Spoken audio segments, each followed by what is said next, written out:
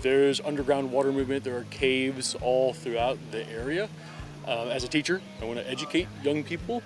I want to give them experiences that they might not otherwise have. 2013 was the first high school group that I brought out, which was students in my AP Human Geography class. And that was when we started the graffiti removal.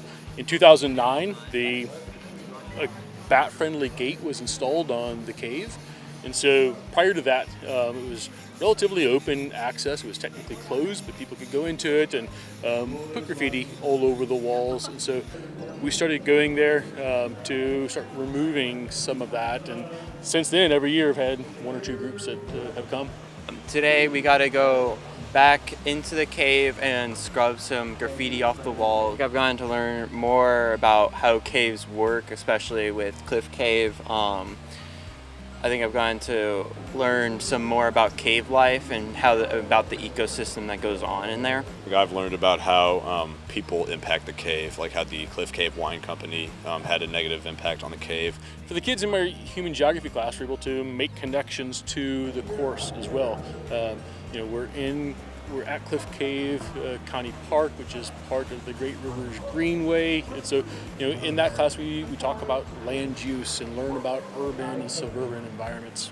Last year, the fourth grade teachers knew that I was involved in caves and caving, and they reached out and said, hey, can we coordinate and come up with some kind of field trip for them? And we just kind of started talking about how we could get the kids out into the real world and learn about kind of our idea of the power of water. They went into a cave and did, the caving experience. They got to see the different rock formations, see what, plants and animals, live within that caving system, and just learn about how caves are formed. I like the fact that we got to go in the cave and not just look at the cave from the outside. I feel like that was a cool experience that many people don't usually get to do. I learned a lot just because I actually got to go in and see all the layers of rocks. And I also learned that anything, so all under us, there's caves all over the world, and so there's always caves under us, so you have to be careful what you put into the ground because that'll go into the caves and that could harm creatures that are in there.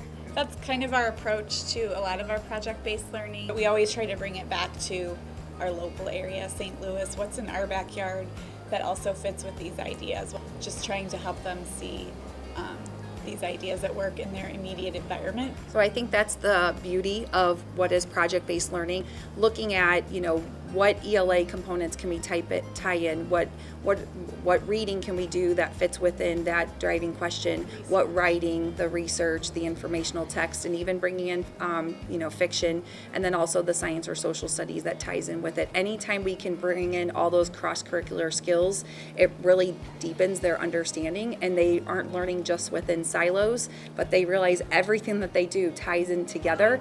And then further, when we can push it out to the real world, they see that impact, and they realize they're not learning something just because it's in a book and somebody says they have to learn it. They're learning it because it's part of their bigger world. And so that brings in those 21st century skills and our portrait of a graduate traits, and it just really helps them to be a bigger part of this world. It gets kids outside the classroom and it really engages them more than sitting in the classroom environment.